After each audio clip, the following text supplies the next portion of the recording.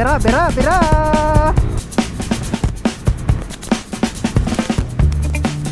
Alright mga katribos, andito tayo ngayon sa may Robinson's Place, Calasiao.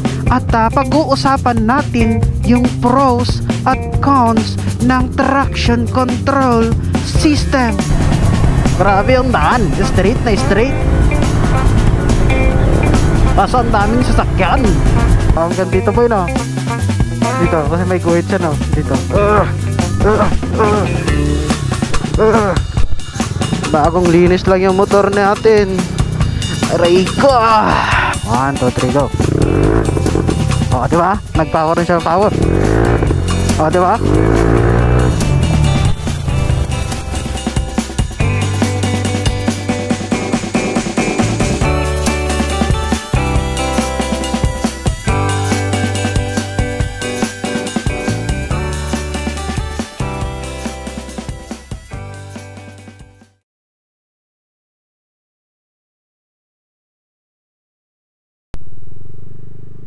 Grabe to, mare.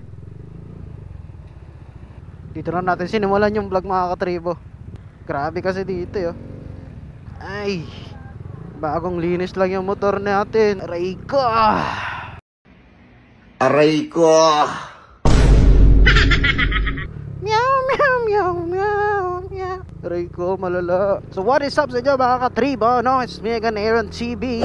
Marahil nandito ka kasi gusto mong malaman yung patungkol nga sa traction control system ng Yamaha NMAX 155 version 2. Kasi yung version 1 wala naman So isa-isahin natin, hihimayin natin at pag-uusapan natin pros at cons ng traction control system. Ano ba ito? Kailan nagsimula? Sinong unang nagsimula? Or sino ang unang nakaimbento? Saan unang ginamit? At kung ano-ano pa. Kaya naman, kapag hindi ka pa nakapag-subscribe sa ating video, ay mag-subscribe ka na para magkaroon ka ng maraming idea when it comes to Yamaha NMAX version 2. As simple as that. Ano pang hinihintay mo? Like, share, subscribe na! Nairaos din. Let's go! So, dito mga katribo, sasabihin ko na lang muna yung mga pauna kong mga nalalaman when it comes to traction control system.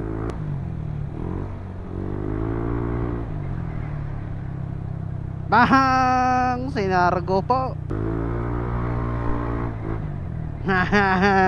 Alright! Ang traction control system mga katribo, ito yung sistema ng ating motor na kung saan kapag nadaan tayo sa mga madudulas, malulubak at uneven surfaces na mga kalsada, ay siya yung nagre-regulate ng power ng engine. So kung susumahin, para po siyang launch control. Mamaya, hanap tayo ng example natin. So, hanap tayo ng malubak na daan. Then, susubukan nating bumirit.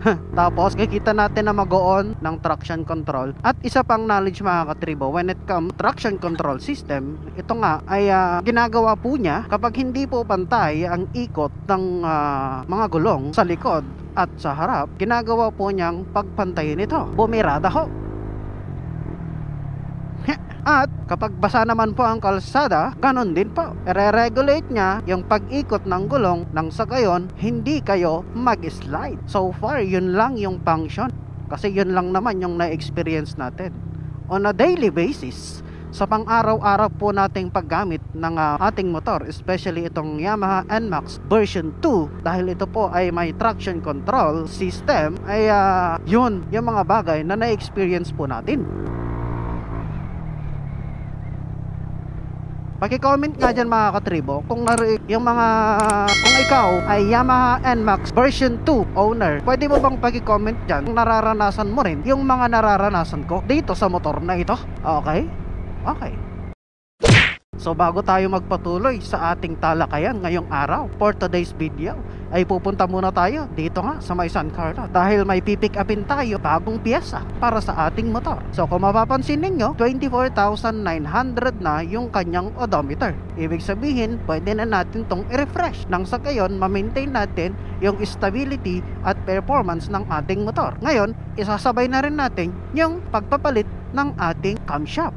Ito ay ang CRP camshaft for NMAX Aerox Stage 1. At may kasama rin itong adjustable cam gear. May mga nagsasuggest sa akin na kung magpapalit ako ng cam gear, dapat magpalit na rin tayo ng adjustable na cam gear. Yung pang Yamaha NMAX version 1. O kaya naman yung may mga adjustable na decompressor. Pero sa case natin, di naman tayo madiin. Kumbaga, gusto lang natin na ma-refresh yung makina natin at the same time, magkaroon tayo ng extra power. Aray ko! Aray ko! Kaya naman, pupunta ngayon tayo doon para kuhanin. Pero, hindi pa natin ito ipapakabit. Separate na lang yung vlog natin para doon. Ayos ba yun? Ayos na ayos! Haha! Andito na ngayon tayo sa may, sana ba to? Hindi ko alam. Dito sa may Lingayen. Part na rin ito ng Lingayen. Para nga pala, sa mga nakapanood ng last video natin, patungkol nga, Yamaha NMAX version 2, anti-lock braking system topic. Salamat po sa inyo dahil nagustuhan nyo yung topic po natin. At ngayon may panibago na naman tayong topic. Another safety features ng Yamaha NMAX version 2, ang traction control system. Alright!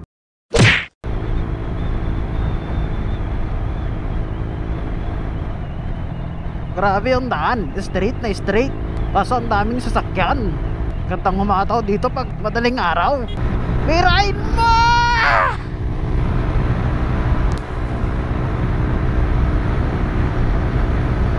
Hihi! All stock ang motor natin. Naka JBT pipe lang. Bam bam barararam bam bam.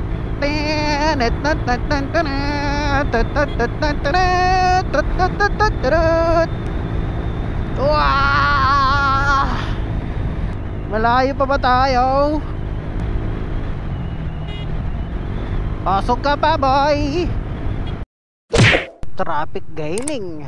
Sobrang traffic na rin talaga dito sa San Carlos. Kaya minsan ayoko nang nagpupunta dito kapag umaga. Especially kapag ganito.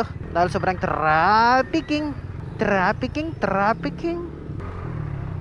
Human trafficking. Vehicle trafficking. Daming ukay, pare. Kayain ko nga si Commander ditong mag-ukay. So after nga pala ng lakad natin na ito mga katribo, pagkakuha natin nung cams at nung cam gear, ay pupunta naman tayo ng Mayombo sa may Dagupan. Tapos kikitain natin si Tropang Beans dahil may mga ibibigay ako sa kanyang mga paraphernalyas. Pwede ang bang tayo doon. At ganun ang mga mangyayari sa ating vlog for today's video mga katribo. So bear with me. Kapag interesado kayo sa ating pag-uusapan ngayong araw ay huwag niyong kalimutan mag-like, share, and subscribe para naman masaya ang buhay. So dito kami magkikita sa may signages ng San Carlos ng ating kausap. Medyo late na nga ako dahil ang usapan namin ay alas 9. Pero anong oras na ngayon? Mag-alas 10 na. Sana hindi siya galit. Aray ko! Aray ko! Pasok, malupiton! Aray ko! Nasaan na ba yun? Malapit ka na ba? Malapit na. So nakuha lang natin itong cams at cam gear ng bundle na po. Medyo mas mura kaysa sa suggested retail price dahil ito ay ilang weeks lang naman ginamit at binaklas na rin. So parehas na CRP yun mga katribo. Ito na, malapit na tayo. Ang tanong, pwede bang mag-park dyan? Dito kami nag-abang noon. Ito tayo. No entry.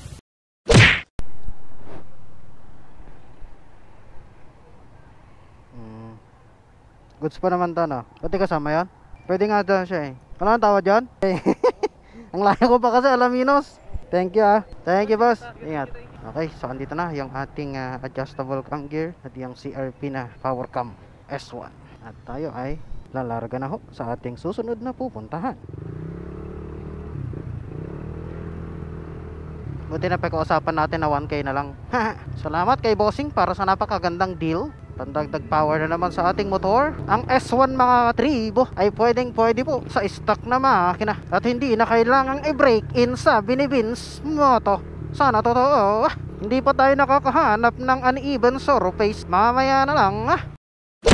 Kalasyaw na tayo. Alam nyo ba na dito sa Kalasyaw mga katribo matatagpuan ang maraming putuhan. Dahil dito sa Kalasyaw kilala ito na puto capital ng Pangasinan. Yung mga turista na nanggagaling sa ibang bansa, gustong gusto nila ang puto ng Kalasyaw. Bam. Nagugutom na ako. Magpapa-blood test kasi ako, kaya di ako pwedeng kumain. Panigurado, ubos na naman ang extra rice. Haha!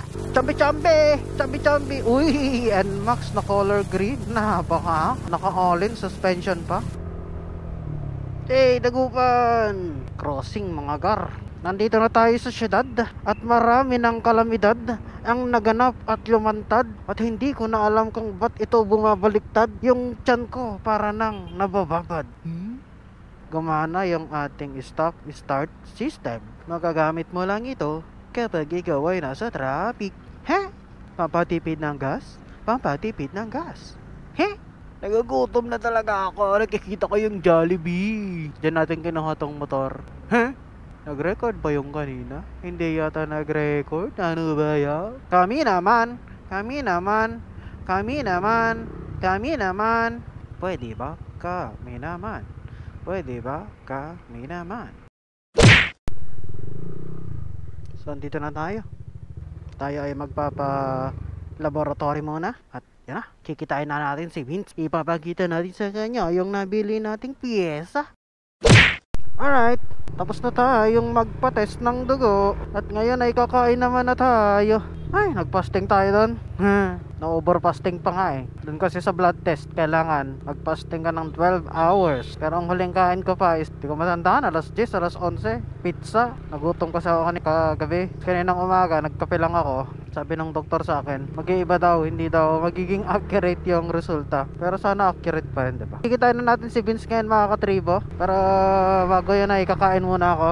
Kailangan kong i-treat ang sarili ko. Treat ang sarili! Or sadyang kailangan ko lang talagang kumain dahil kagabi pa ako hindi ko makain ng kanin mga katribo. Sobrang gutom ko na. Grabe ba? At walang karinderya dito sa malapit. Gutom na ako. Kanina ko pa sinasabi sa vlog para maituloy na sana natin yung topic natin. Hanap pa na akong kainan mga katribo. Alright, so tapos na tayong kumain. Dito tayo kumain sa Little Sam's Kaluskasan. Right, dito tayo kalabis mga katribo. Sakto, uneven road. Pag binirit ko ito mga katribo, mag-activate yung TCS natin. 1, 2, 3, go.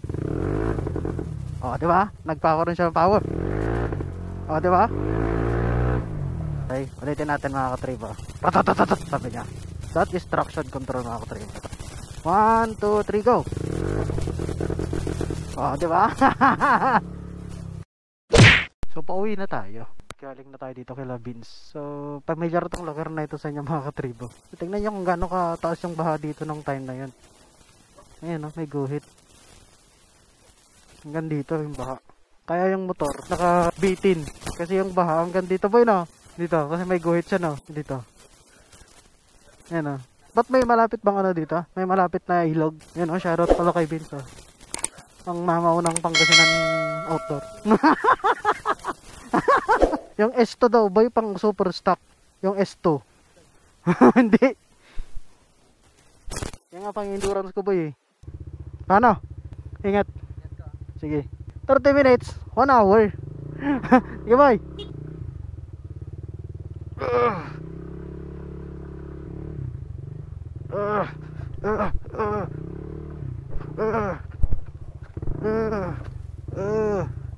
Balikan natin yung topic natin mamaya mga katribo. Drive lang muna ako, labas lang muna ako dito sa main highway dahil medyo nasa palooban tayo ngayon. Alright mga katribo, so dito tayo ngayon sa may Robinson's Place, Kalasyaw. At tuloy natin yung ating topic.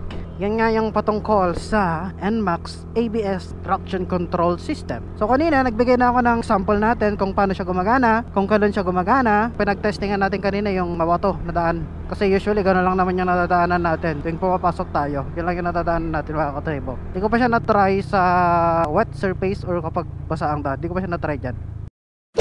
Alright, at tayo ay nagbabalik dahil medyo traffic at malubak yung ating dinaanan. Pero ito, straight na to. Wala nang masyadong dito. Provincial road, kumbaga. Wala na tayo sa city. Wala na rin tayo sa mga mahihirap na daan. Yan, tuloy natin yung pinag-uusapan natin kanina. So base dun sa pagkakaintindi ko mga katribo, ang traction control is connected po siya sa ating ECU or Electronic Control Unit. Ang ECU po ay connected po, or siya po ang responsable. Siya ang responsable sa lahat ng function ng ating motor. Connected siya sa ABS, connected siya sa traction control system, connected siya sa fuel injection, connected siya sa throttle body, and connected siya sa lahat ng mga sensors na part ng ating motorsiklo. Okay? Ngayon, kapag na-detect ng traction control system na hindi na pantay or hindi na parehas yung ikot ng gulong sa harap at likod, nire-reduce niya yung power na meron sa likod. Okay? Kumbaga, nililimitahan ng traction control system yung ating gulong sa pag-ikot. Kasi nga po, ang iniiwasan ng traction control system yung out of balance yung rider or yung driver, na kung saan magre-resulta ng aksidente. Okay? Ngayon, di ba naman masasabi kung kailan yung mga sitwasyon na yun eh. Dito sa motor natin na NMAX B2, may option tayo kung gusto nating patayin o buhayin yung traction control. Ngayon, kapag gusto mong walwal, gusto mong makipagbabaran, karera, so kailangan mong patayin yung traction control system. Because kapag may traction control or naka-on yung traction control system mga katribo, malilimit yung power ng makina. As simple as that. Pero to, kasi sa case natin, kapag pinatay mo yung traction control tapos in-off mo yung ignition, pag sinwitch mo ulit yung ignition, babalik siya na naka-on yung traction control. Yung kasing ibang mga motor, especially mga big bike, yung traction control system nila, yung option doon ay on, off, tapos may levels pa, diba? So ganun naka-advance yung technology na mayroon doon sa mga big bikes na yun. Okay? Or even doon sa mga maxi scoot, ganun na rin yung technology nila, kung di ako nagkakamali. Pero dito kasi ang option lang natin, it's either on or off. Ngayon, when is the best time para sa paggamit ng traction control system? Okay? Ang pinaka-ideal na paggamit po ng traction control system ay ang kapag maulan, kapag basa ang daan, because nagkakaroon ng nag-i-skid po, o kaya naman mas bumibilis yung ikot ng gulong kapag basa yung daan, especially kapag asfalto. So yun yung pinaka-ideal na times kung kailan dapat gagamit ng traction control.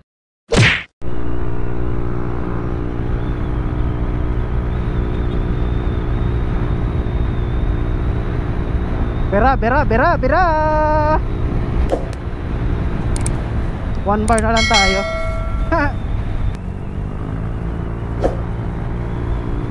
Sarap talaga humataw dito sa part na to.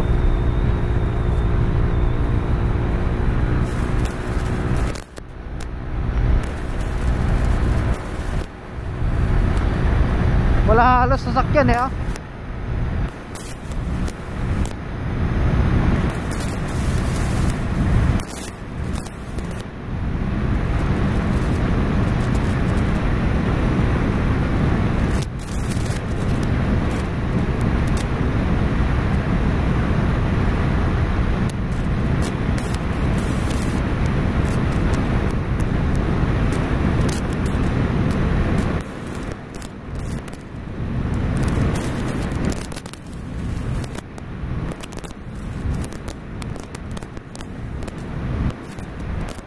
So top speed ka, daan nga ako, sabi niya. Haha. Oh.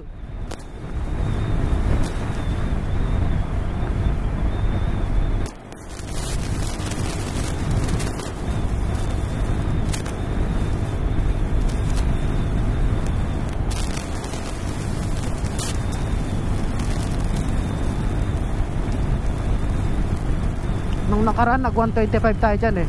Sana pag naka bolt on cams na tayo, tapos nakapanggilid na 9 grams, tapos 1 to na spring, sana mag 140 naman na tayo.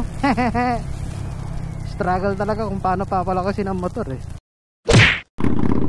Grabe yung motor niya, par.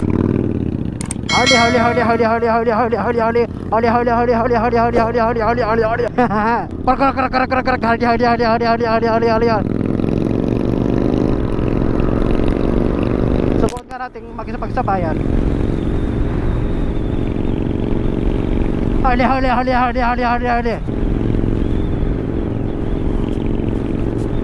NMAX B2 versus Harley Davidson.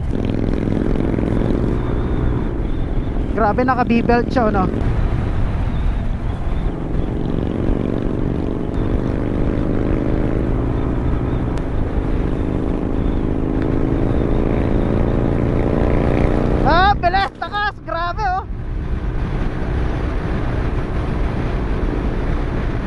Grabe yung hawak yun, nakaganon siya oh.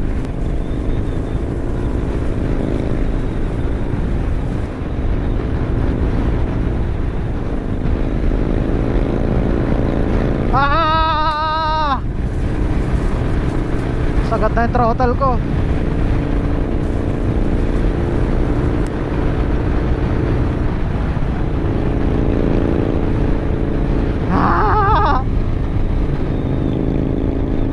Ang ganda ng tunog. Ang ganda tumunog. Nakakatawa. Pumuputok pa.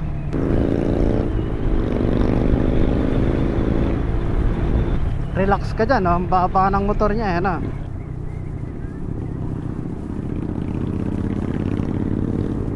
Garag.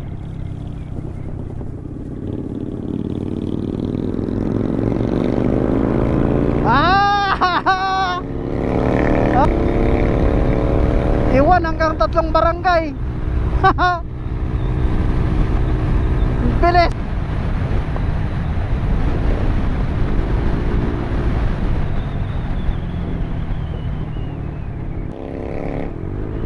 Lakas oh.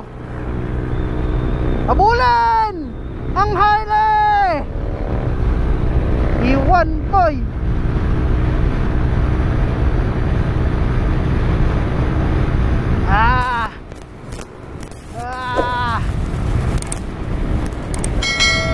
Paunahin na nga natin. Chill ride lang naman tayo. Paulan nagar. Bye bye Harley. Ang lapad niya ano.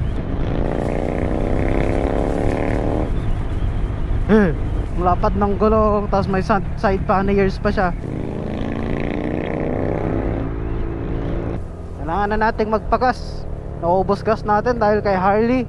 Haha.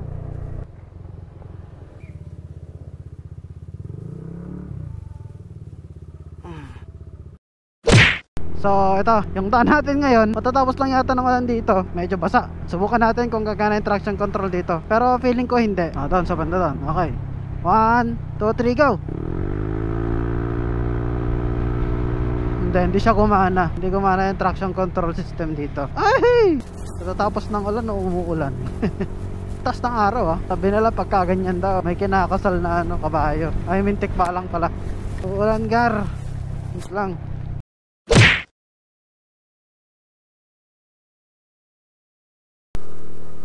Alright, next day tayo mga katribo. Medyo inalan tayo kahapon eh. Siyempre ayaw naman nating masira tong ating camera. Kaya naman huminto naman tayo sa pagbablog at itinuloy na rin natin sa araw na ito. So yun pa rin yung pag-uusapan natin mga katribo, yung tungkol nga dun sa traction control system. So magkaroon lang tayo ng recap mga katribo sa kahapon. Binigyan ko kayo ng example kung kailan eksakto o kung kailan nag-i-engage yung traction control. Sayang nga lang mga katribo dahil hindi natin nagawa dun sa time na mabasa na yung daan. Pero 'di ba, pinakita ko naman sa inyo kung kailan at kung paano siya nag-i-engage. Ang target natin ngayong araw ay matapos na natin tong vlog dahil mayroon tayong mga upcoming vlogs pa na mga gagawin dito. So, focus lang muna tayo sa pag-vlog ngayon at samahan niyo ako for today's video. Aray ko! Malibutin ulit! Pasok! Aray ko!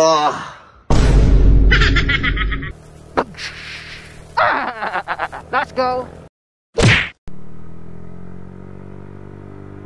Okay, bypass ulit tayo mga katribo. Dito na tayo magtapos-tapos. Dito tayo. Engine off. Pag-usapan natin yung traction control system. May mga bagay pa akong sasabihin sa inyo mga katribo na additional natin sa sinabi natin kahapon.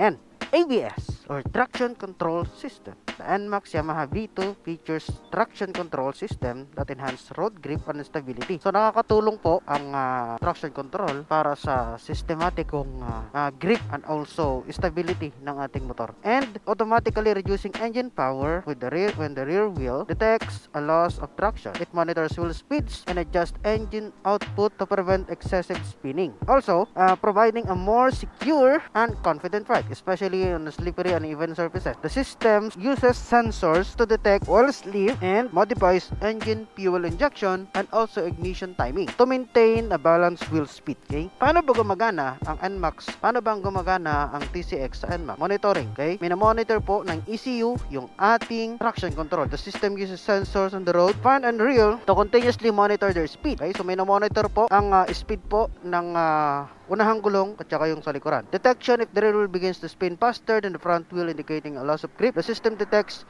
this imbalance. Okay, so mayroon tayong tinatawag na imbalance na kung saan kapag hindi na pantay yung ikot ng gulong ng likod sa harapan, meaning to say, imbalance na yon. Okay? Intervention: the engine control unit then intervenes by instantly reducing the power sent to the rear wheel through adjustment to fuel injection and ignition. So, paano nagkakaroon or paano gumagana yung traction control pagdating dito sa panglikuran na gulong? Okay? So, ginagamit po ang traction control or ang ginagawa ng traction control, nire-reduce niya yung sa ignition and also dun sa injection ng fuel na nagko-cause ng loss of power ng rear wheel. Okay? Ganun siya gumagana. Stabilization: this power reduction helps to equalize the wheel speeds and restore traction, preventing the rear wheel from spinning out of control. Okay? So, yun nga, after mangyari na i-reduce ng engine or ng ECU yung power ng rear wheel, dun na magkakaroon ng control ang rider. Okay? What are the benefit? Ano ba yung makukuha natin sa traction control system? Number 1, increase safety. So, yung safety natin, syempre, mas tataas. Okay? Mas malaki yung chance na hindi tayo ma-aksidente. As simple as that. Enhance stability. Okay? Doon sa stability natin, mga katribo, mas magkakaroon tayo ng control sa ating motor, syempre. And smooth operation. Bali, itong mga bagay naman na ito is self-explanatory naman na. Okay? Smooth operation: the system's adjustment to engine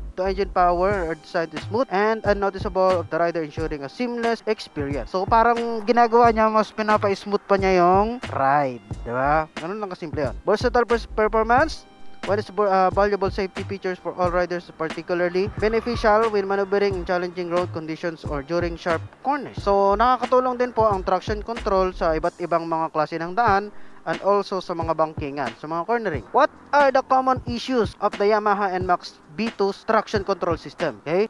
Include the TCS and ABS lights staying on constantly, which can be cause dirty, damage, or faulty ABS, wheel speed sensor, and the underwirings or issues with the speedometer sensor. So, malalaman natin na may problema po yung traction control system natin. Alright, so malalaman natin na may problema or may failure yung ating traction control system kapag naka-always on yung indicator niya dito sa ating dash. Okay? And, ang cause po nun, syempre, dirty wirings. Same with the ABS, mga katribo, na kapag mayroong mga uneven na mga dirty or kaya naman loose of contact, doon nagkakaroon ng problema. Other problems involve system errors, blinking lights, or a system that interferes with the motorcycle operation. Solution often involve inspecting and cleaning sensors and wirings, replacing faulty components, checking the system glitches, and sometimes providing a hard reset of the system by removing fuses for a period. Okay, so yun yung mga possible na pwede natin gawin pag nagkakaroon ng error ang traction control system. Same with the ABS. Okay? So, itong mga bagay na ito ay ang ABS at ang traction control system, mga katribo, ay features po ng motor na ito, especially the Yamaha NMAX version 1, version 2, version 2, version 3, na kung saan kailangan ng preventive maintenance. Okay? So, kapag nakita nyo na nakailaw na siya dyan sa dashboard ninyo, meaning to say, may problema na yon. It's either marami, it's either may naputol na wire, o kaya naman, nagkakaroon na ng problema when it comes to system. Okay? So, hanggang dan lang muna yung ating vlog. I hope may natutunan na naman kayo sa araw na ito at patuloy tayong gagawa pa ng mga ganitong klase ng content when it comes to our motorcycle. Hindi naman kasi ito pangkaraniwang motor lang na kagaya ng mga nakikita natin dyan na walang iba't ibang mga features. So, kumbaga, dito na tayo sa stage natin na kung saan lahat na ng motor ngayon ay may mga safety features na. Siyempre, it includes the safety. So, ang pinaka main purpose naman kung bakit may mga ganyang klase ng safety or mga klase ng tag nito at technology is para ma-secure ang rider na magkaroon ng safety na ride. Alright? So, I hope may natutunan kayo. Kapag nagustuhan nyo ito, mga katribo, please like, share, and subscribe to Aaron TV. At yun, para makagawa pa tayo ng marami pang vlogs when it comes to our motorcycle. So, hanggang doon lang muna. Like, share, subscribe. Kita-kits tayo sa susunod nating vlog. Alright?